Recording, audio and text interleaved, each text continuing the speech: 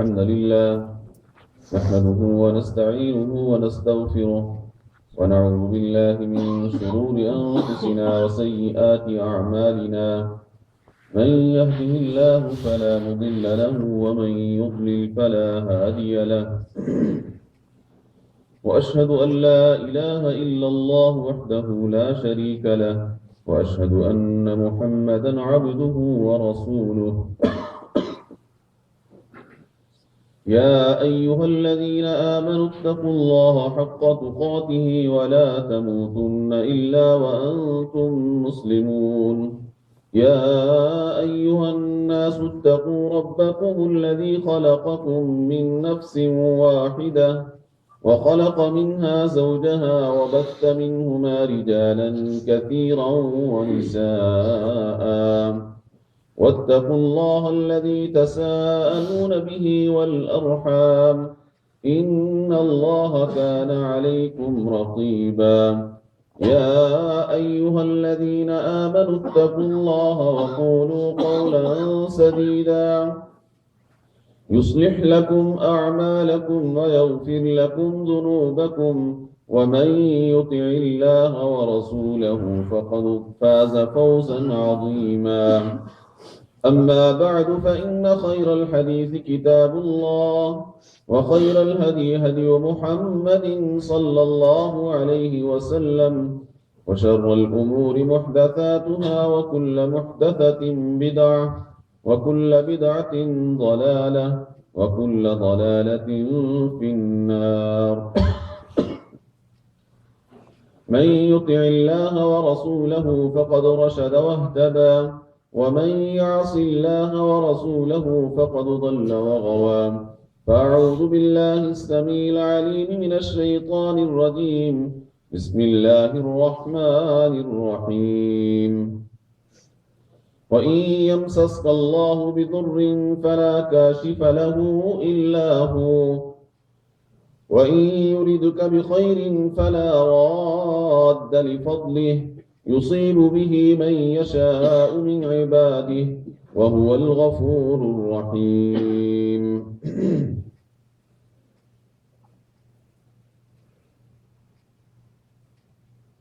اور اگر تجھے اللہ کوئی تکلیف پہنچانا چاہے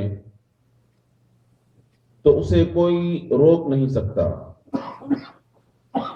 اور اگر اللہ تمہیں کوئی خیر دینا چاہے تو اسے بھی کوئی منع نہیں کر سکتا، اللہ کے فضل کے آنے سے اسے روک نہیں سکتا۔ اللہ اپنا فضل جسے چاہتا ہے عطا فرما دیتا ہے، اور وہ بڑا ہی بخشنے والا، بڑا ہی رحیم ہے۔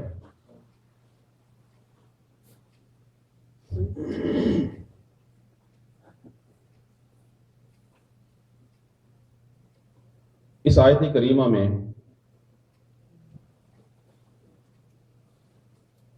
اللہ عز و جل نے بندوں کے عقیدے کے متعلق ایک حقیقت کا اظہار فرمایا ہے،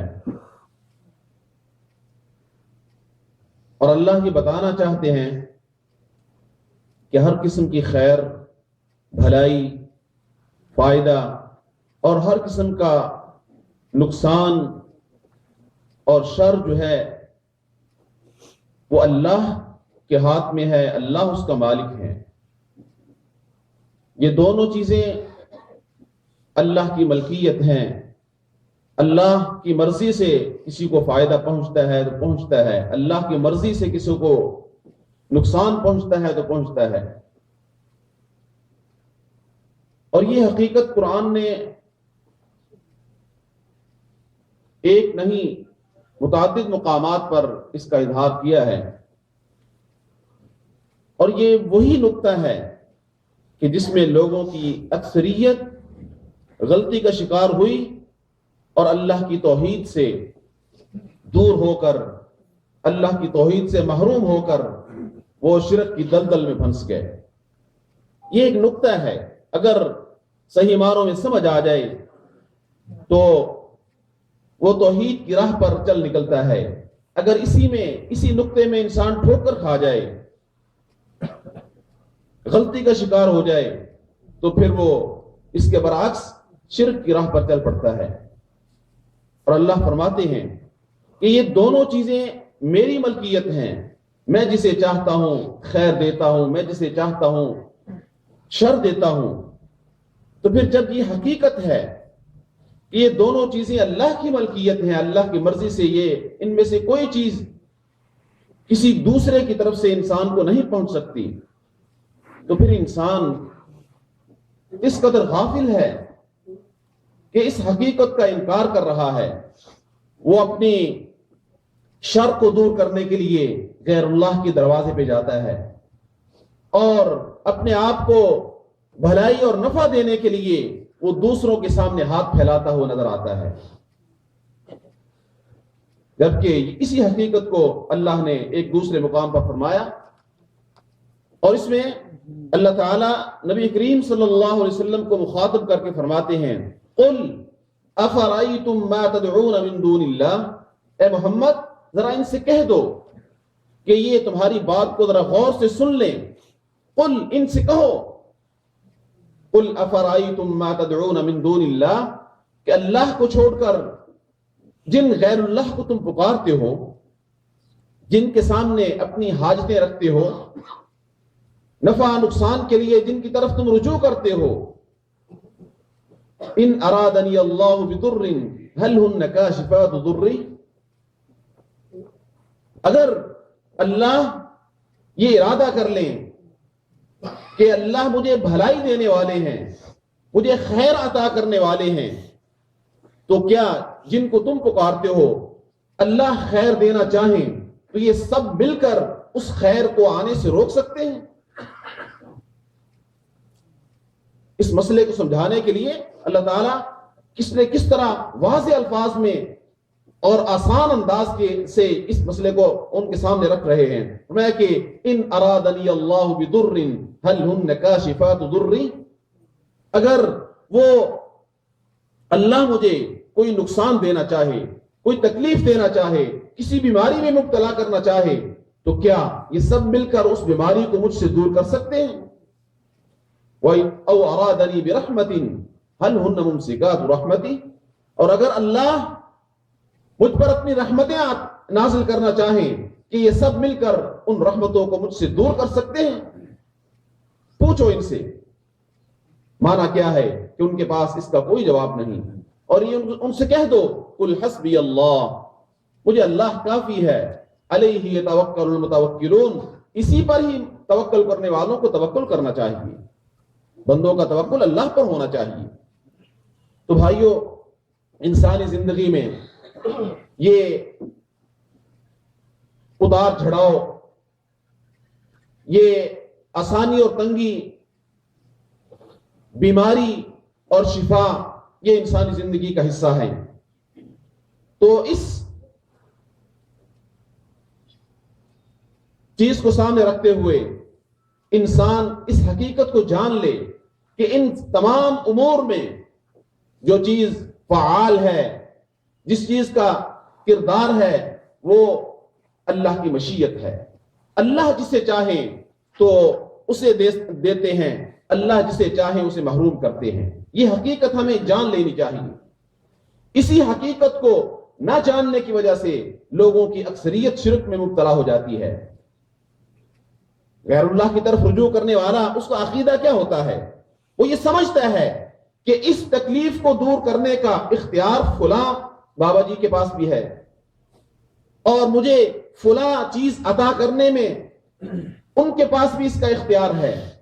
اگر عقیدہ ہے تو یہ اللہ کو چھوڑ کر کسی کی قبر کی طرف جاتا ہے، کسی کے مزار کی طرف رجوع کرتا ہے کہ مجھے وہاں سے فائدہ ملے گا، میرے نقصان کا ازالہ ہوگا، تبھی تو جاتا ہے۔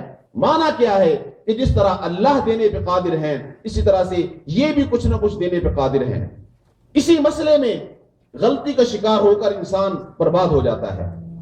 تو نبی کریم صلی اللہ علیہ وسلم نے اس مسئلے کے بارے میں بڑی باریک بینی کے ساتھ ہماری رہنمائی فرمائی ہے، اور فرمایا کہ نفع اور نقصان اس کے متعلق ہمیں اپنے عقیدے کی اصلاح کر لینی چاہیے. اور پھر بیماری کی حالت میں، کیونکہ یہ انسانی زندگی کا حصہ ہے کہ انسان بیمار ہوتا ہے، اور اللہ نے اپنے بندوں کو کسی حالت میں بے یار و مددگار نہیں چھوڑ دیا کہ یہ بیمار ہیں تو اپنی مرضی سے جو چاہیں دوا کرتے پھریں، جس طرح چاہیں اپنی شفا طلب کرتے رہیں. نہیں، نبی کریم صلی اللہ علیہ وسلم کا فرمان ہے ما انزل اللہ داء الا انزل له دواء علمہ من علم وجاہلہ من جاہل، کہ اللہ نے کوئی ایسی بیماری نازل نہیں کی مگر اس کی دوا بھی اللہ نے نازل کی ہے. اب اس دوا کو کوئی جانتا ہے تو اس سے علاج کر لیتا ہے، اگر کسی کے سمجھ میں نہیں آتا تو وہ اس کی علاج نہیں ہوتا. معنی یہ ہے کہ اللہ نے اگر بیماری نازل کی ہے اس کا علاج بھی نازل کیا ہے. تو اس بارے میں نبی کریم صلی اللہ علیہ وسلم کی زندگی سے اور حضرات صحابہ کی زندگی سے ہمیں بے شمار مثالیں ملتی ہیں کہ بیماری کی حالت میں انسان مجبور ہوتا ہے، تکلیف کی شکل میں، پھر وہ ادھر ادھر ہاتھ مارتا ہے، جسے جہاں بھی اسے کوئی امید ہوتی ہے کہ یہاں سے مجھے شفا مل سکتی ہے، یہاں سے مجھے خیر مل سکتی ہے، پھر وہ رستے اختیار کر لیتا ہے، بھلے وہ رستہ جائز ہے یا ناجائز ہے. نہیں، یہ نہیں ہو سکتا کہ اللہ نے تکلیف نازل کی ہو اور اس کا حل جو ہے وہ ناجائز طریقے سے اللہ نے دیا ہو. یہ نہیں ہو سکتا. یہ تو پھر انسان تو مجبور ہے. اگر اس چیز کا حل غیر شرعی طریقے سے ہی ہے تو پھر انسان اختیار کرتا ہے تو گنہگار نہیں ہو سکتا. اس کا حل اللہ نے شرعی طریقے سے بھی ہمیں بتلایا ہے. دو حل ہیں، ایک اس کا طریقہ شرعی ہے، جائز طریقہ ہے، اور ایک ناجائز طریقہ ہے. تو اب اس بندے کو چاہیے کہ وہ اس بیماری کے لیے اپنا جائز طریقہ، جائز حل جو ہے اس کو اختیار کرے اور اس سے اپنی بیماری کا علاج کرے. نبی کریم صلی اللہ علیہ وسلم نے ایک شخص کے ہاتھ میں پیتل کا ایک کڑا دیکھا، پوچھا یہ کس لیے ہے؟ ما ہذہ، تو کہنے لگا کہ من واہنہ، کہ یہ واہنہ بیماری کے لیے ہے. واہنہ بیماری کندھے کی رگ پھول جاتی ہے اور اس کا علاج پھر اس وقت کے لوگ اس طرح کے طریقے اختیار کرتے تھے اس کے علاج کے لیے. تو نبی صلی اللہ علیہ وسلم نے فرمایا کہ تو نے اسے اس بیماری کے لیے پہنا ہے تو یہ جان لے یہ کڑا جو ہے یہ تجھے انزعها، اسے اتار دے، فإنها لا تزيدك إلا وهنا، یہ تجھے تیری بیماری کو زیادہ کرے گا، اس سے تجھے شفا نہیں مل سکتی. اتار دو اسے. اور فرمایا کہ فإنك لو مت وهي عليك ما أفلحت أبدا، اور اگر تو اس کو پہنے ہوئے اسی حالت میں فوت ہو جائے گا تو کبھی فلاح نہیں پا سکتا. پھر بھائیو، یہ مسئلہ عقیدے کا مسئلہ ہے. اس مسئلے کے اندر ذرا سی غلطی انسان کو کوسوں جنت سے دور لے جاتی ہے. اب دیکھیں اس کرنے والے نے کیا کیا ہے، نہ کسی بت کے سامنے اس نے سجدہ کیا ہے، نہ غیر اللہ کے نام کی کوئی نیاز دی ہے، نہ ہی اس نے کوئی غیر اللہ کے نام پر ذبح کیا ہے. کام کیا کیا ہے؟ کام کیا ہے کہ ایک پیتل کا کڑا اپنے بازو میں ڈال لیا ہے اور عقیدہ یہ ہے کہ اس پیتل کے کڑے سے میری اس بیماری کا علاج ہو جائے گا. جب اس نے یہ عمل کیا گویا کہ اس نے اپنی بیماری کا علاج اس کڑے میں سمجھا کہ اس کڑے کے اندر اتنی طاقت ہے کہ یہ تاثیر ہے کہ یہ میری بیماری کا علاج بن سکتا ہے. گویا کہ اس نے اپنے اللہ سے توکل ختم کر کے اس کڑے پر اپنا توکل کر لیا. تو اللہ کی غیرت اتنی بلند ہے کہ وہ اسے پسند نہیں ہے کہ انسان میرا دروازہ چھوڑ کر شفا کے لیے کسی اور چیز کا سہارا لے. تو نبی صلی اللہ علیہ وسلم نے فوراً اسے حکم دیا انزعها، اسے اتار کے پھینک دو. یہ تمہیں تمہاری بیماری کو زیادہ تو کر سکتا ہے، اس سے تمہیں شفا نہیں مل سکتی. اور یہ جان لے اگر اسی حالت میں تو فوت ہو جاتا ہے تو کبھی کامیاب نہیں ہوگا. پھر بھائیو یہ معمولی مسئلہ نہیں ہے. آج دیکھ لیں کتنے لوگ ہیں کسی کے گلے میں کالا دھاگا ہے، کسی کے بازو میں کالا دھاگا بندھا ہوا ہے، اور وہ اس لیے جناب یہ دم کیا ہوا ہے، پیر صاحب نے اپنا دم کر کے دیا ہے، اس میں بڑی شفا ہے، یہ بیماری سے بچاتا ہے، آنے والی مصیبت سے بچاتا ہے۔ یہ میرے بھائیوں، یہ عقیدے کی خرابی ہے، اور یہ نہیں ہے کہ یہ آج کی بیماری ہے، یہ نبی کریم صلی اللہ علیہ وسلم کے زمانہ میں بھی اس طرح کے حوادث اور اس طرح کے واقعات آپ کے سامنے پیش آئے، اور آپ نے انہیں اس سے منع فرمایا اور اس کا علاج کیا۔ چنانچہ حضرت عقبہ بن عامر رضی اللہ تعالیٰ عنہ فرماتے ہیں کہ نبی صلی اللہ علیہ وسلم نے فرمایا، من تعلق تمیمۃ فلا اتم اللہ لہ ومن تعلق ودعۃ فلا ودع اللہ لہ۔ ہم سمجھتے ہیں کہ یہ دھاگے، یہ سیپیاں اور یہ تعویذ جو ہیں یہ بڑے باعث برکت ہوتے ہیں، اور پہننے سے خیر ملتی ہے، شفا ملتی ہے، ہمیں تحفظ ملتا ہے۔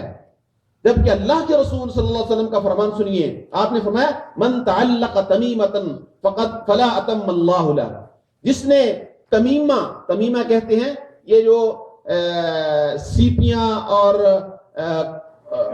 کوڑیاں ہوتی ہیں، ان کو دھاگے میں پرو کر وہ گلے میں پہن لیتے ہیں، جسے کوڑیاں کہتے ہیں، تو یہ ان کو پرو کر، یا پتھر کی لکڑی کا ہو، پتھر کا ہو، یا لوہے کا کوئی چیز ایسی ہو جسے پرو کر بیماری کے لیے گلے میں پہنا جائے، اسے تمیمہ کہتے ہیں۔ تو نبی صلی اللہ علیہ وسلم نے اس تمیمہ پہننے والے کے لیے دعا نہیں کی، اس کے لیے بد دعا فرمائی ہے۔ آپ نے فرمایا کہ من تعلق تمیمۃ فلا اتم اللہ لہ، جس نے تمیمہ پہنا اللہ اس کی مراد کو پورا نہ کرے۔ اور فرمایا کہ من تعلق ودعۃ فلا ودع اللہ لہ، جس نے کوئی چیز اپنے گلے میں بیماری سے شفا کے لیے پہنی، اللہ اسے شفا نہ دے۔ میرے بھائیوں، آج ہم بڑے شوق سے تھوڑی سی کوئی مشکل پیش آ جائے، فوراً کسی نے کسی بابے سے جا کر کوئی دھاگا، کوئی چیز دم کروا کے اپنے بچے کے گلے میں ڈال دیتے ہیں، بازو میں باندھ دیتے ہیں، اور پھر اس کی بڑی حفاظت کرتے ہیں کہ یہ دم شدہ دھاگا ہے، اس کو خراب نہیں کرنا۔ وہ دھاگا ان کے لیے ایک ایسا ڈراؤنا خواب بن جاتا ہے، وہ دھاگے سے ڈرتے ہیں کہ دھاگا اتارنا نہیں ہے، اگر اتار دیا تو اس کو پھینکنا نہیں ہے، دم کیا ہوا ہے۔ وہ خوف جو اللہ کا بندے کے دل میں ہونا چاہیے، اس دھاگے نے اس بندے کے دل میں وہ خوف پیدا کر دیا ہے، لہذا اس کے اس عمل سے اس نے اپنے شرک کو اپنے لیے دعوت دی ہے، اور شرک میں مبتلا کر لیا ہے اپنے آپ کو۔ اور حضرت عبداللہ بن عمر رضی اللہ تعالیٰ عنہ فرماتے ہیں کہ وما ابالی ما اعطیت ان تعلقت تمیمہ، اگر حضرت عبداللہ بن عمر رضی اللہ تعالیٰ عنہ فرماتے ہیں کہ اگر میں اپنے گلے میں تمیمہ، کوئی مٹکا، کوئی لکڑی کا ٹکڑا، کوئی پتھر کا ٹکڑا اگر میں اپنے گلے میں لٹکا لوں تو پھر مجھے اور کوئی گناہ کرنے کی ضرورت نہیں ہے، یہی گناہ سب گناہوں سے بڑا گناہ ہے، پھر کسی اور گناہ کی ضرورت نہیں ہے۔ معنی کیا ہے؟ بندہ جب مشرک بن جاتا ہے، اپنے عقیدے کا بیڑا غرق کر لیتا ہے، پھر اسے کس گناہ کی ضرورت ہے؟ اور نبی کریم صلی اللہ علیہ وسلم کی حدیث،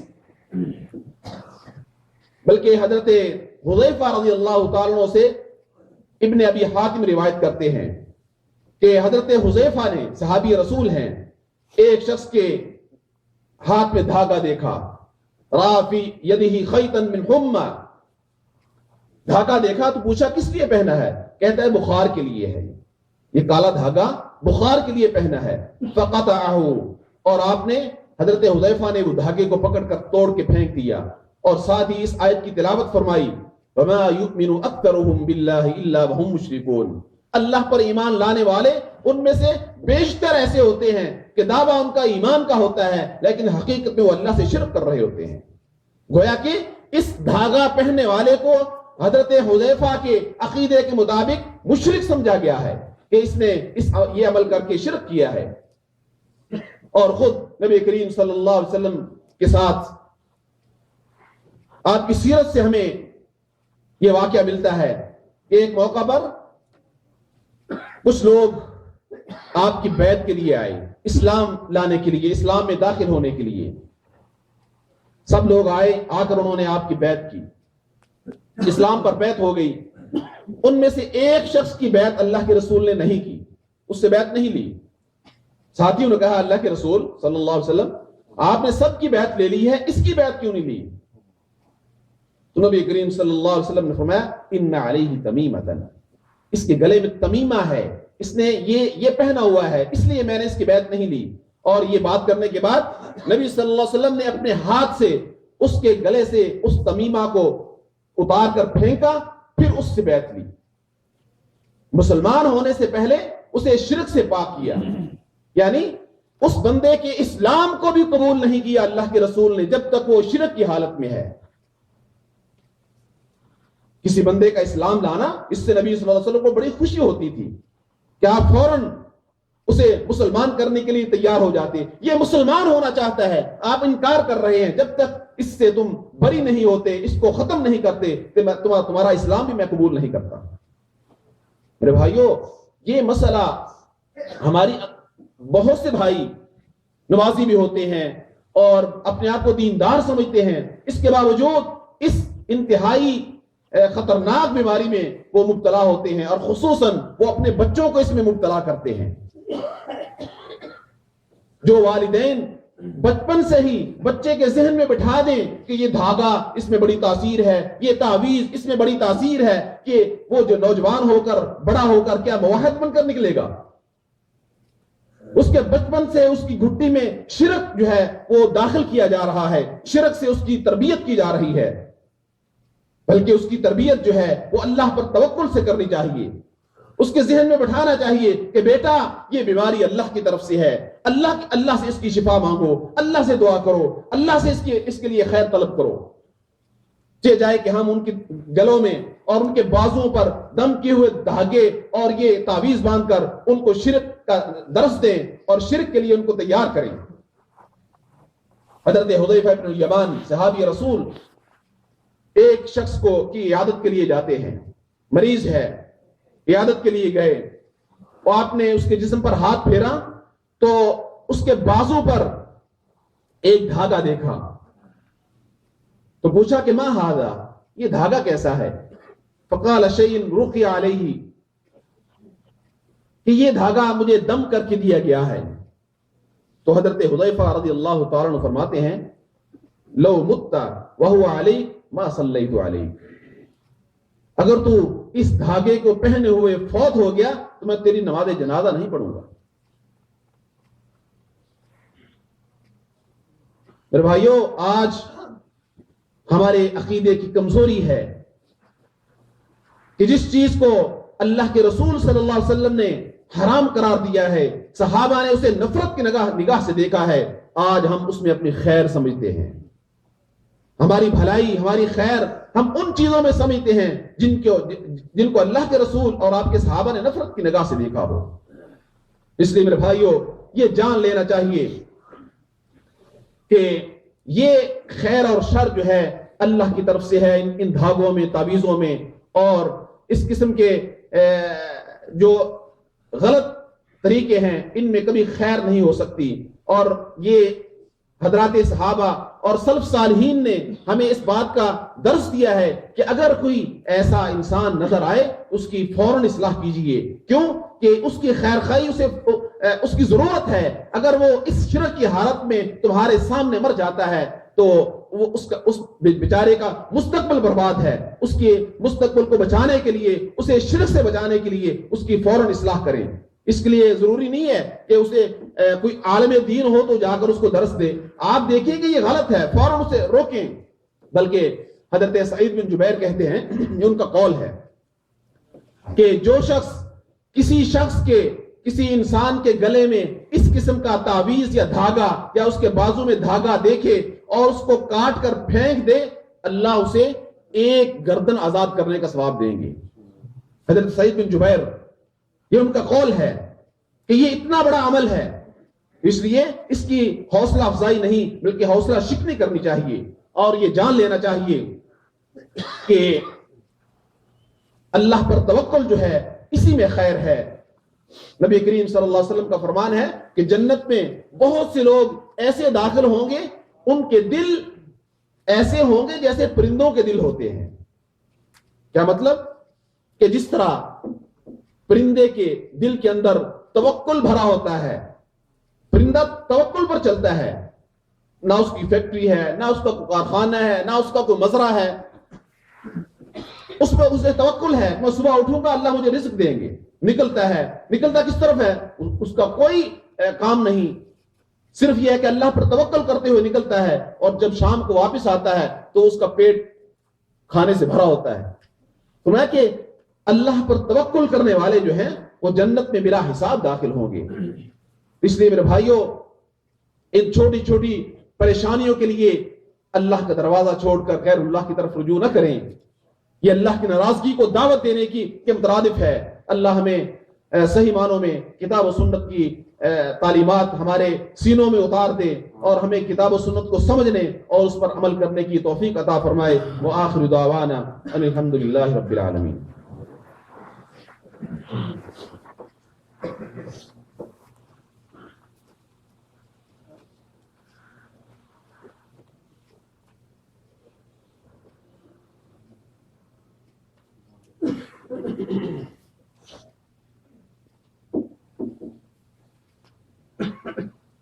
إن الحمد لله نحمده ونستعينه ونستغفره ونعوذ بالله من شرور أنفسنا وسيئات أعمالنا من يهده الله فلا مضل له ومن يضلل فلا هادي له وأشهد أن لا إله إلا الله وحده لا شريك له وأشهد أن محمدا عبده ورسوله.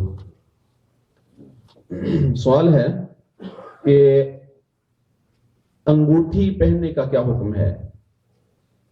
انگوٹھی پہننا، اگر انگوٹھی جس طرح کہ نبی صلی اللہ علیہ وسلم سے ثابت ہے کہ آپ نے انگوٹھی پہنی ہے، آپ کی انگوٹھی چاندی کی تھی، تو چاندی کی انگوٹھی کا استعمال کرنا بالکل جائز ہے، اس میں کوئی اشکال نہیں. چاندی کے علاوہ سونے کی، لوہے کی یا کسی اور دھات کی انگوٹھی جو ہے، سلور کی، یہ ساری دھاتیں جو ہیں انگوٹھی، ان کی انگوٹھی پہننا ناجائز ہے، منع ہے، اسے نہیں استعمال کرنا چاہیے. اور بہت سے بھائی جو ہیں وہ خصوصاً شادی کے موقع پر سسرال کی طرف سے جب ان کو تحفہ ملتا ہے تو سونے کی انگوٹھی کا ملتا ہے یا سونے کا لاکٹ ہوتا ہے، تو یہ اس کے لیے واضح نص نبی صلی اللہ علیہ وسلم کی طرف سے موجود ہے کہ میری امت کے مردوں کے لیے سونا حرام ہے. کسی بھی شکل میں سونا پہننا، انگوٹھی کی شکل میں ہو، لاکٹ کی شکل میں ہو، تو یہ سونے کی انگوٹھی مرد کے لیے حرام ہے. جبکہ نبی صلی اللہ علیہ وسلم کے سامنے ایک صحابی نے انگوٹھی پہنی ہوئی دیکھی آپ نے، تو آپ نے اسے فوراً حکم دیا کہ یہ انگوٹھی سونا مردوں کے لیے حرام ہے. تو فوراً جب آپ کا حکم سنا، اس کا مطلب ہے کہ پہلے وہ جاہل تھے، انہیں اس مسئلے کا پتہ نہیں تھا، فوراً انگوٹھی اتاری اور پھینک دی. تو لوگوں نے کہا بھائی آپ نے پھینک دی ہے، اس کو پکڑ لو، کسی اور کام لے بیچ دو یا اپنے گھر والوں کو دے دو.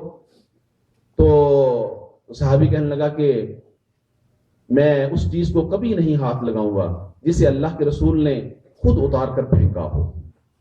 اگرچہ یہ سونا، اس سے میں فائدہ اٹھا سکتا ہوں، تو نبی صلی اللہ علیہ وسلم نے اسے مجھے پہنے ہوئے نفرت کی نگاہ سے دیکھا ہے اور اپنے ہاتھ سے اتار کر پھینکا ہے، تو میں اسے کبھی ہاتھ نہیں لگاؤں گا.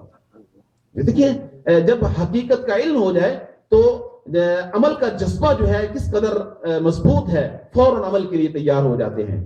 اور جو بھائی یہ سونے کی انگوٹھی پہنتے ہیں انہیں مسئلے کا پتہ ہوتا ہے. اب یہ ہے کہ میرا شادی کا موقع ہے، جوانی ہے، سسرال کی دی ہوئی ہے، تو اس کو پہننا تو بہت ضروری ہے. اللہ کے رسول کی مخالفت ہو جائے، اللہ ناراض ہو جائے، دین ہمیں اس بات سے منع کرے، لیکن ہم اپنا دل اور اپنے سسرال والوں کا دل خوش کر لیں گے، لیکن یہ کام ضرور کریں گے. اس لیے انگوٹھی پہننا جائز ہے، لیکن اگر چاندی کی ہے تو پہن سکتا ہے. لوہے کی اور سونے کی یا کسی اور دھات کی انگوٹھی جو ہے یہ مردوں کے لیے جائز نہیں. تو اس میں انہوں نے بڑی اچھی بات کی ہے. انگوٹھی کے اندر ایک نگینہ بھی ڈالتے ہیں، اور بعض پتھروں کے متعلق بھائیوں کا یہ عقیدہ ہوتا ہے یہ فیروزے کا پتھر ہے اور یہ فلاں پتھر ہے، اس پتھر میں فلاں بیماری کا علاج ہے، اس پتھر میں فلاں بیماری کا علاج ہے، وہ پتھر جو ہے اپنے لیے اس کو اختیار کرتے ہیں، پسند کرتے ہیں، پھر وہ انگوٹھی میں جڑ کر انگوٹھی پہنتے ہیں۔ تو میرے بھائیوں، جہاں تک خالی انگوٹھی کا تعلق ہے وہ تو جائز ہے، چاندی کی انگوٹھی، لیکن اگر اس کے اندر جو پتھر لگا ہوا ہے وہ اس عقیدے سے اور اس نظریے سے اس میں جڑا ہے کہ یہ پتھر جو ہے یہ بہت سی بیماریوں کا علاج ہے، تو یہ عقیدے کی خرابی ہے، یہ ناجائز اور حرام ہے۔ اس نظریے سے انسان شرک میں مبتلا ہو جاتا ہے۔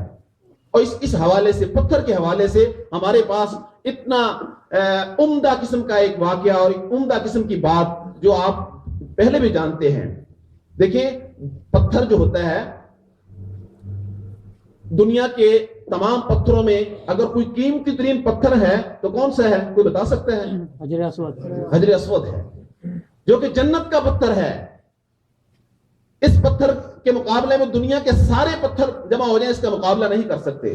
اور سیدنا عمر رضی اللہ تعالیٰ عنہ، اللہ ان کی قبر کو ٹھنڈا کرے، کتنی عمدہ تعلیم دے کر امت کو چلے گئے ہیں۔ پتھر کے حجر اسود کے سامنے کھڑے ہیں اور یہ کہہ رہے ہیں، یا حجر انک حجر لا تضر ولا تنفع لولا انی رأیت رسول اللہ صلی اللہ علیہ وسلم قبلک ما قبلتک ابدا۔ اے پتھر، تو ایک پتھر ہے، نہ تیرے اندر کسی کو نفع دینے کی تاثیر ہے اور نہ تو کسی کا نقصان کر سکتا ہے۔ میں تجھے آج بوسہ دے رہا ہوں اس لیے کہ میں نے اپنے پیغمبر محمد الرسول اللہ صلی اللہ علیہ وسلم کو دیکھا تھا کہ تجھے بوسہ دیتے تھے، میں اس لیے بوسہ دے رہا ہوں، تیری کسی مقام کی وجہ سے کہ تم جنت کا پتھر ہے اس لیے نہیں، میرے اپنے نبی کی سنت کو ادا کرتے ہوئے تجھے بوسہ دے رہا ہوں۔ اگر میں نے اپنے نبی کو تجھے بوسہ دیتے ہوئے نہ دیکھا ہوتا میں تجھے کبھی نہ چومتا۔ میرے بھائیو، یہ ہے عقیدہ۔ ہم چھوٹے سے پتھر کو اپنے لیے خیر اور بھلائی کا سبب سمجھ کر اسے اپنے سینے سے لگا لیتے ہیں اور اسی سے اپنے عقیدے کو خراب کر لیتے ہیں۔ اللہ ہمیں اپنے عقائد کو درست رکھنے اور اس کی اصلاح کرنے کی توفیق عطا فرمائے۔ ان اللہ وملائکتہ یصلون علی النبی یا ایھا الذین آمنوا صلوا علیہ وسلموا تسلیما۔ اللهم صل على محمد وعلى آل محمد كما صليت على إبراهيم وعلى آل إبراهيم إنك حميد مجيد۔ اللهم بارك على محمد وعلى آل محمد كما باركت على إبراهيم وعلى آل إبراهيم إنك حميد مجيد۔ اللهم أيد الإسلام والمسلمين، اللهم انصر الإسلام والمسلمين، اللهم أعز الإسلام والمسلمين ودمر أعداءك أعداء الدين، اللهم شتت شملهم وفرق جمعهم وخرق بنيانهم ودمر ديارهم وانزل بهم بأسك الذي لا ترده عن القوم المجرمين۔ اللهم عليك اليهود والنصارى الصليبيين الذين يكذبون رسلك ويقاتلون أولياءك، اللهم خالف بين كلمتهم، اللهم خالف بين كلمتهم، اللهم انزل بهم بأسك الذي لا ترده عن القوم المجرمين۔ اللهم اشف مرضانا ومرضى المسلمين، اللهم اشفنا بشفائك وداونا بدوائك، اذهب البأس رب الناس واشف أنت الشافي لا شفاء إلا شفاؤك شفاء لا يغادر سقما۔ اللهم آمنا في أوطاننا وأصلح أئمتنا وولاة أمورنا، اللهم أصلح شبابنا ونساءنا، اللهم أصلح شبابنا ونساءنا وأولادنا برحمتك يا أرحم الراحمين۔ اللهم احفظ بلاد المسلمين، اللهم احفظ بلاد الحرمين الشريفين، اللهم احفظ قادتهم، اللهم وفقهم بتوفيقك وأيدهم بتأييدك برحمتك يا أرحم الراحمين۔ اللهم أعزنا ولا تذلنا وأكرمنا ولا تهنا، اللهم إنا نعوذ برضاك من سخطك وبمعافاتك من عقوبتك وبك منك لا نحصي ثناء عليك أنت كما أثنيت على نفسك۔ اللهم حبب إلينا الإيمان وزينه في قلوبنا وكره إلينا الكفر والفسوق والعصيان واجعلنا من الراشدين۔ عباد الله رحمكم الله، إن الله يأمر بالعدل والإحسان وإيتاء ذي القربى وينهى عن الفحشاء والمنكر والبغي يعظكم لعلكم تذكرون۔ اذكروا الله يذكركم وادعوه يستجب لكم ولذكر الله أكبر والله يعلم ما تصنعون۔